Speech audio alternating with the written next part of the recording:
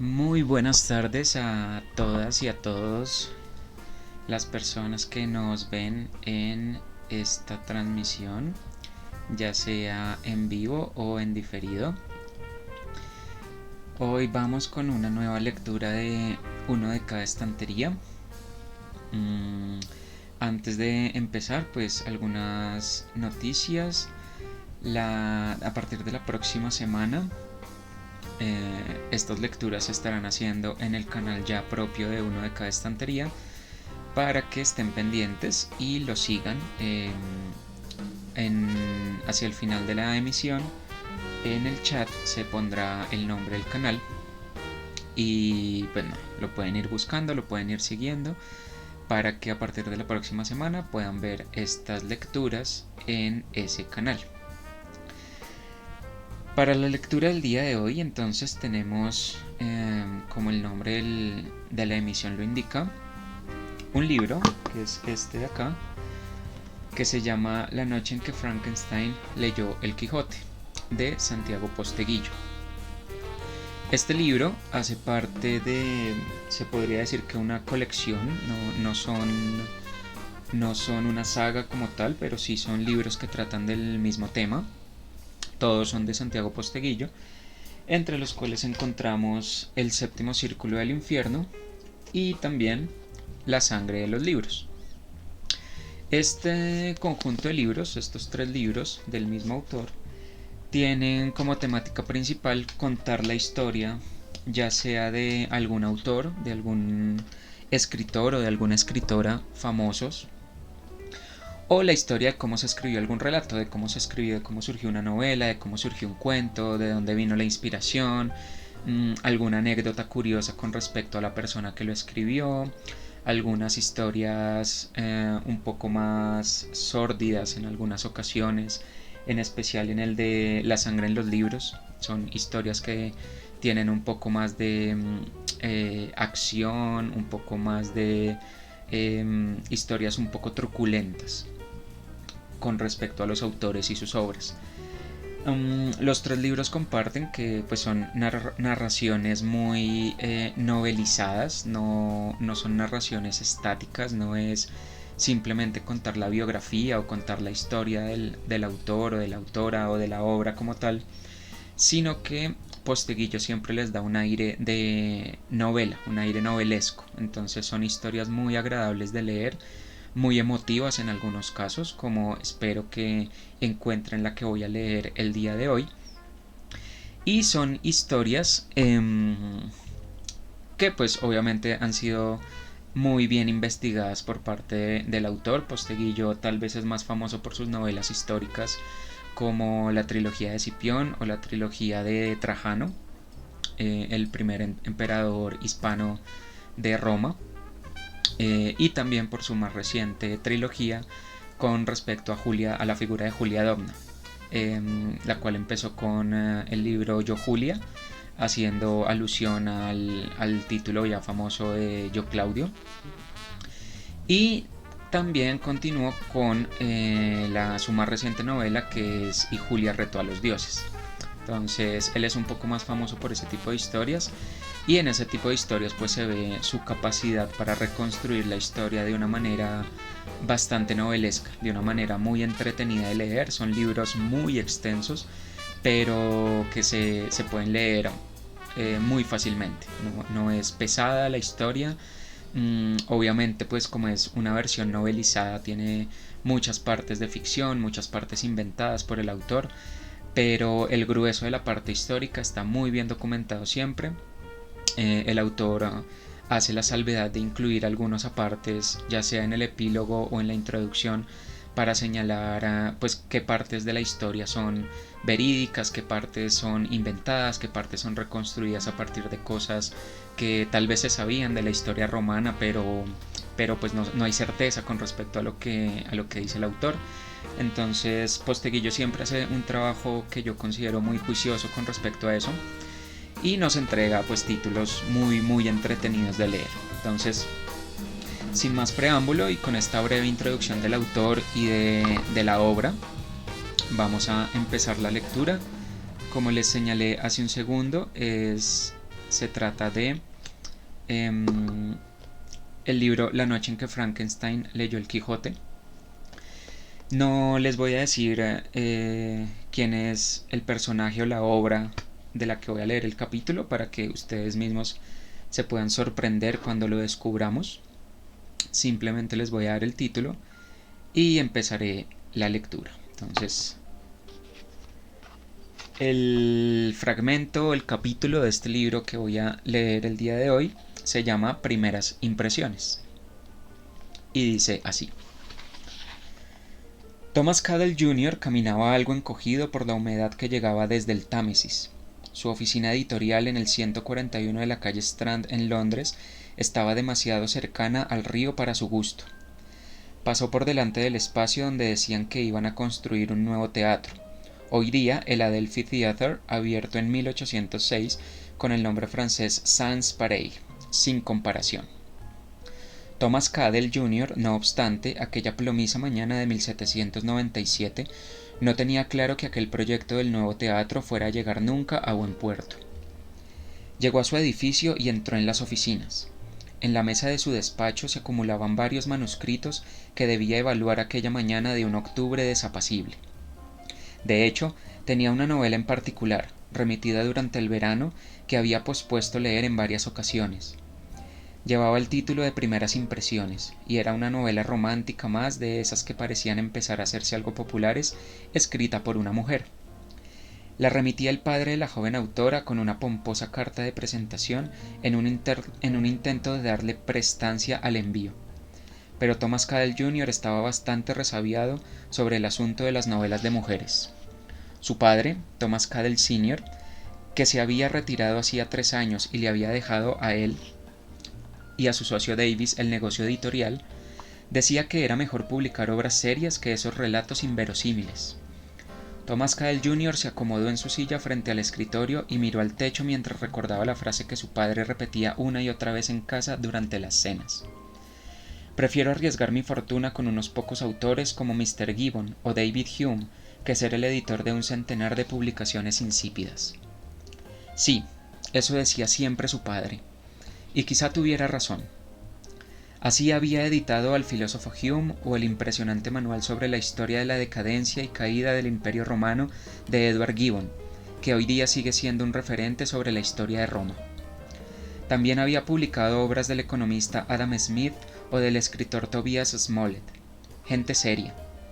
Thomas Cadell Jr. sabía, además, que su padre había quedado muy decepcionado con el experimento que hizo al aceptar publicar novelas de una mujer, Charlotte Turner Smith. Esta se volvió, al poco tiempo, demasiado radical y prorrevolucionaria, apoyando la locura de todo lo que estaba ocurriendo en la Francia que acababa de guillotinar a miles de aristócratas. Un año antes de retirarse, su padre se negó a seguir publicando novelas de Charlotte Turner y ésta tuvo que recurrir a otros editores. Thomas Cadell Jr. dejó de mirar al techo y tomó de nuevo en sus manos, como había hecho en verano, el volumen manuscrito de Primeras Impresiones. Leyó un buen rato. Llamaron a la puerta. Adelante, dijo, sin dejar de leer. Davis, el socio de su padre, entró. Traía más manuscritos. Esto es lo que ha llegado esta semana, dijo, dejando 4 gruesos volúmenes sobre el escritorio. Hay algo de Hannah More que seguro que interesará a tu padre. Thomas Cadell Jr. levantó la mirada y la fijó en los nuevos volúmenes. El trabajo empezaba a desbordarle. Había que ir tomando decisiones. Davis tenía razón en lo de Hannah More. Aquella era una mujer, pero una evangelista de firmes convicciones religiosas. Moore era la única mujer de quien su padre estaba dispuesto a leer o a publicar algo. Se limitó a leer el título. Sí, sin duda esto interesará a mi padre. Ya puedes ir escribiendo una carta de aceptación. De acuerdo, respondió Davis sin sorprenderse, aunque sin ilusión. Moore tenía sus seguidores, eran ventas seguras, y a fin de cuentas aquello era un negocio. Thomas Cadell Jr. suspiró un momento, antes de volver a hablar. Y también puedes escribir al padre de esta autora y decir que no estamos interesados en su libro. ¿El de Primeras Impresiones?, preguntó Davis, cogiendo el manuscrito en sus manos. Sí, ¿has tenido tiempo de leerlo? Algo leí, sí, contestó Davis. No me pareció que estuviera tan mal. Quizá requiera más maduración por parte de la escritora. ¿Qué edad tiene? 21 años. Eso dice el padre en la carta. Muy joven, sí. Eso me pareció, comentó Davis. Pero tiene algo, no sé, la forma de contar los sucesos y esa manera de meterse en la mente de los personajes. Es novela, pero es... Davis tardó un instante en encontrar la palabra adecuada. Es... creíble. Sí, eso es. Uno cree lo que cuenta ese libro. Le consultaré esta noche a mi padre, dijo Thomas Cadell Jr. En ese caso voy preparando la carta de rechazo. Después de lo de Charlotte Turner, tu padre no quiere oír hablar de mujeres escritoras a no ser que sean Hannah More. Thomas Cadell Jr. sonrió. Pocos días después, lejos de allí, en una pequeña población de la campiña inglesa, llegó una carta de la editorial a nombre de George Austen. El interesado la abrió durante el desayuno. Su hija estaba presente y le miraba con emoción, pero el rostro de su padre no dejaba mucho espacio para la celebración. Lo siento, Jane, de veras. No les gusta.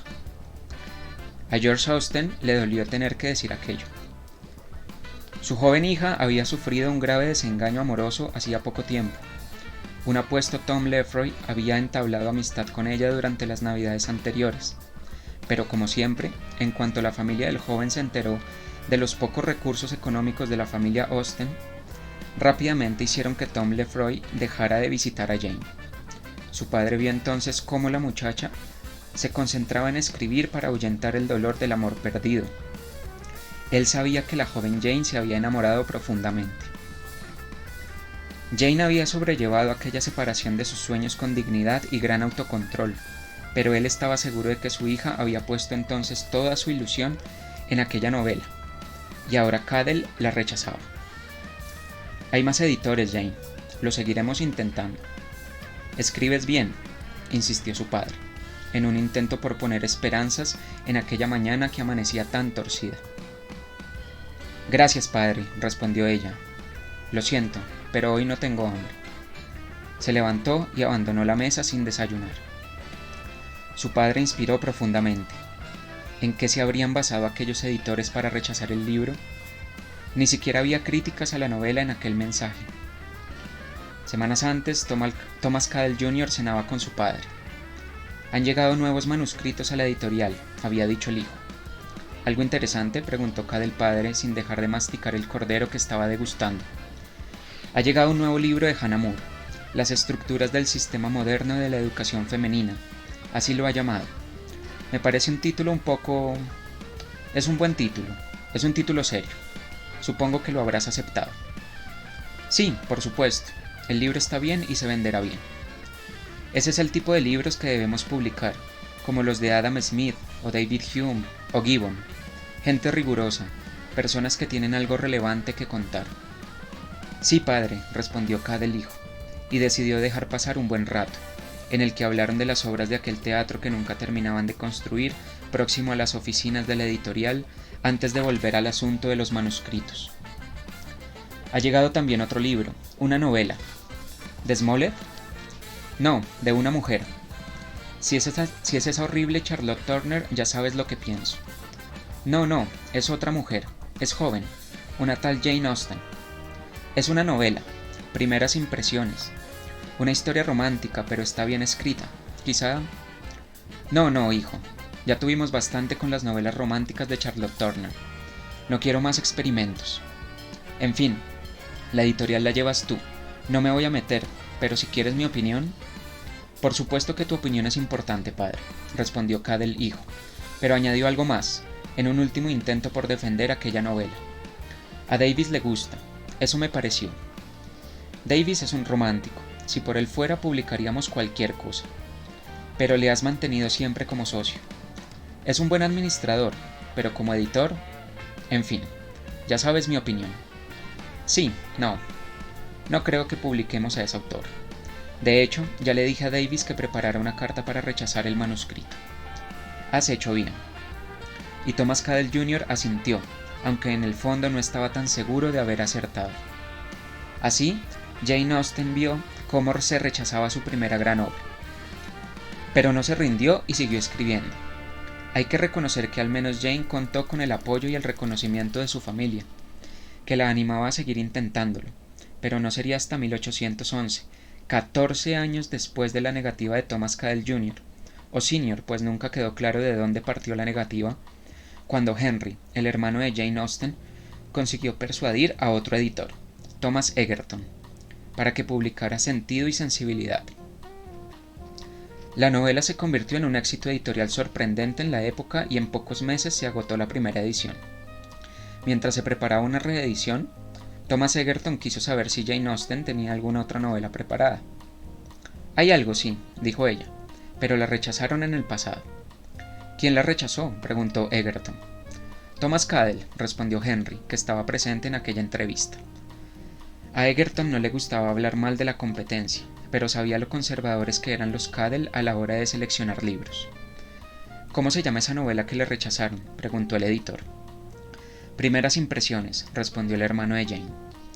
¿Primeras impresiones?, repitió Egerton pensativo. Bueno, ahora la he revisado y le he cambiado el título, dijo entonces la propia Jane. ¿Y cuál es el nuevo título de la novela?, preguntó el editor.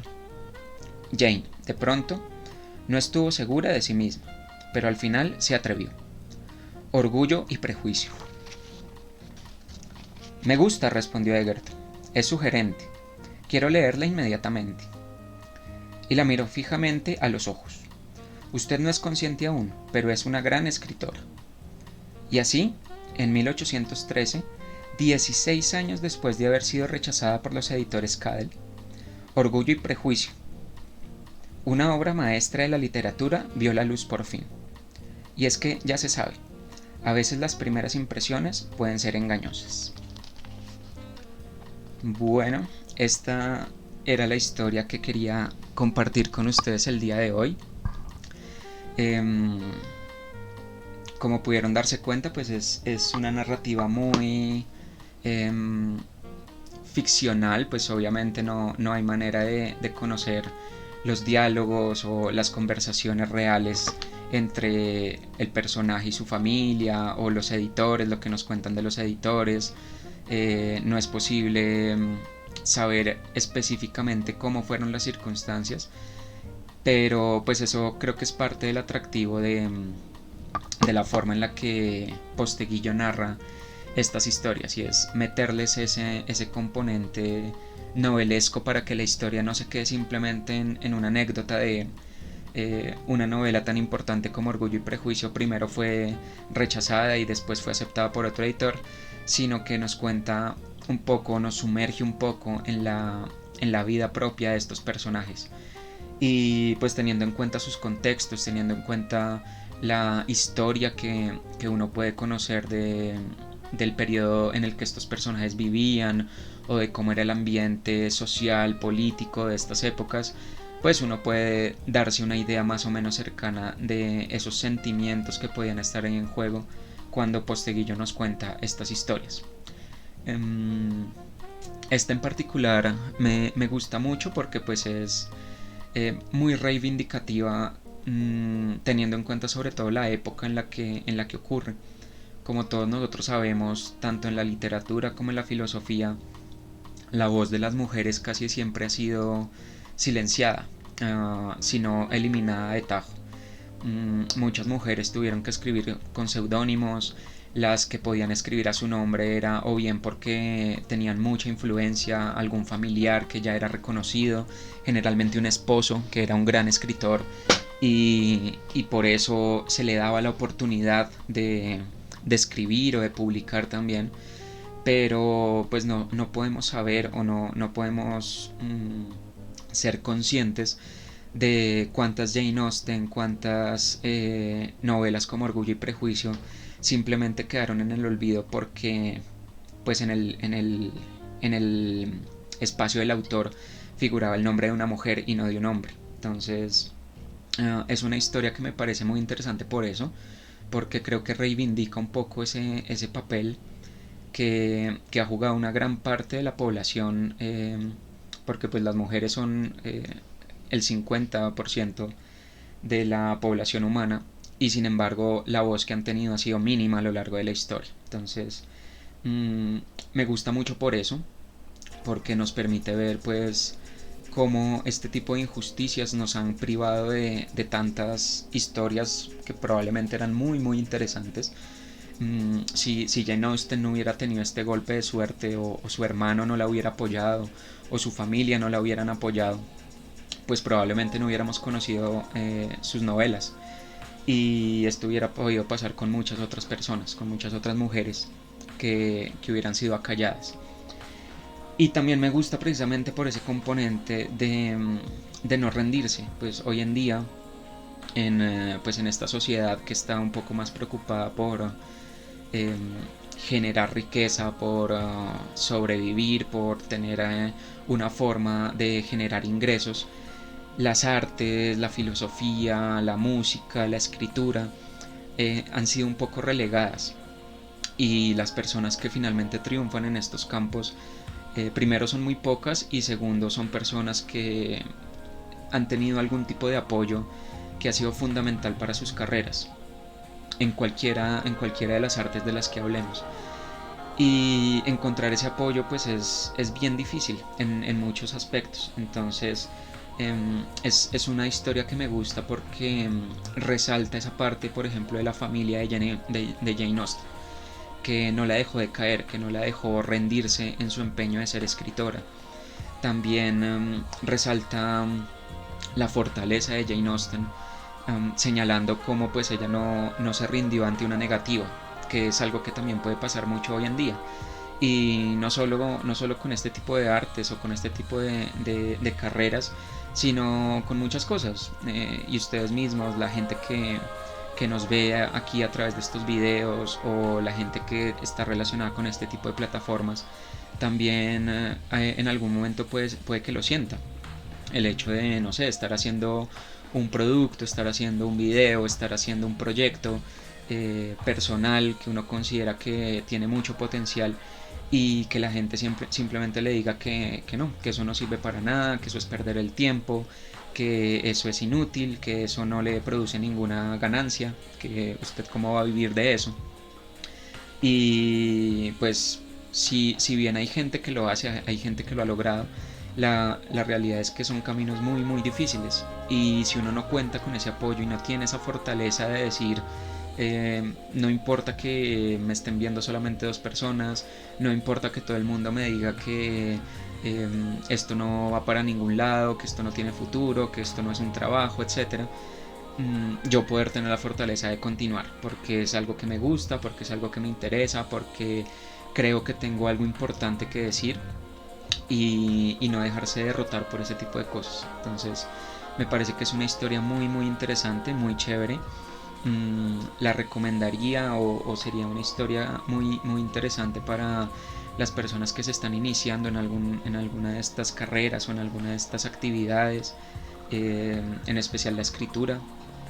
Muchas de las historias que aparecen en estos libros pues obviamente están relacionadas con textos, con escritos, con novelas, con cuentos, con escritores y escritoras, y hay muchas historias de ese tipo. Uno por lo general tiene la noción de que estas personas siempre fueron famosas. No sé, hoy en día para nosotros un nombre como Jane Austen, como Dostoyevsky, como Proust, como, no sé, eh, filósofos grandes también, todos esos nombres nos suenan a grandes personajes, pero pues todos empezaron desde ceros, y muchos de estos autores, muchos de estas personas, cuando iniciaron, tuvieron muchas dificultades, tuvieron muchos problemas económicos, personales, familiares,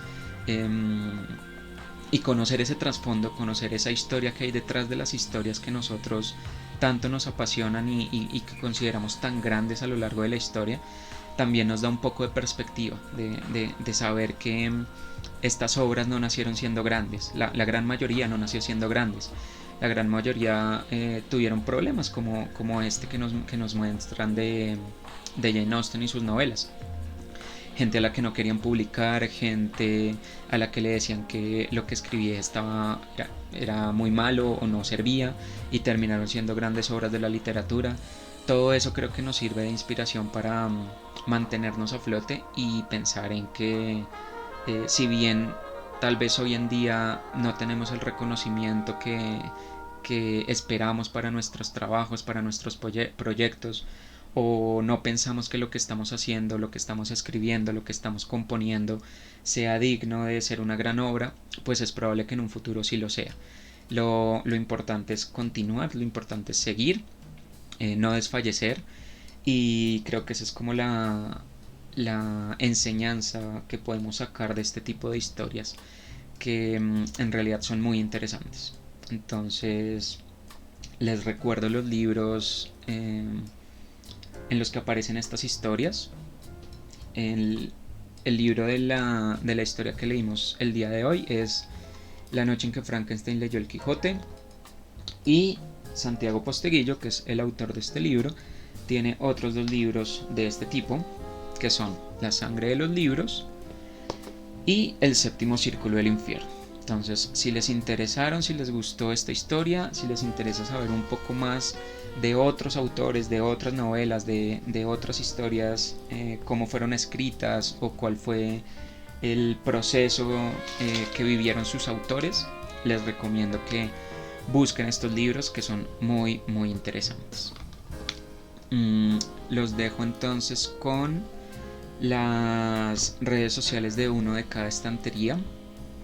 En este momento las podemos ver en pantalla. Recuerden que nos pueden seguir a través de YouTube, Instagram, Twitter y Facebook. También en el blog oficial de Uno de Cada Estantería. Allí nos pueden dejar sus comentarios, sus inquietudes, sus preguntas. También en el chat de la emisión, si tienen alguna pregunta, alguna recomendación, alguna lectura que tal vez les gustaría que hiciéramos, las pueden solicitar. Si las tenemos, con mucho gusto las haremos. La próxima semana vamos a empezar a probar el canal propio ya de Uno de Cada Estantería en Twitch. Entonces estén pendientes. Vamos a estar promocionando ese canal también, para que las lecturas queden pues ya en su propio sitio. Y en este canal, recuerden que ahorita más tarde, a eso de las 7 de la noche, continuamos con la historia de Nier Automata, el juego de Nier Automata, y el día de hoy se lo vamos a dedicar a la presencia de Jean-Paul Sartre, la filosofía de Sartre. Ayer en el juego nos encontramos con un personaje de ese nombre, entonces hoy vamos a hablar un poquito de eso, para que se peguen una pasadita a eso de las 7 de la noche y podamos seguir hablando de estos temas. Eso es todo por el día de hoy. Muchas gracias a quienes nos acompañaron, muchas gracias a quienes estuvieron a lo largo de la emisión, muchas gracias a quienes nos ven en diferido también en los videos, ya sea en YouTube o aquí mismo en el canal de Twitch. Que tengan una muy buena tarde y espero verlos ahorita en la siguiente emisión. Hasta luego.